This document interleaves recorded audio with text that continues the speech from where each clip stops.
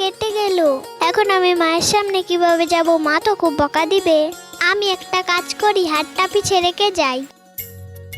আরে টুপুর, তুই চলে আসলি? টুপুর, নে দুধ খা।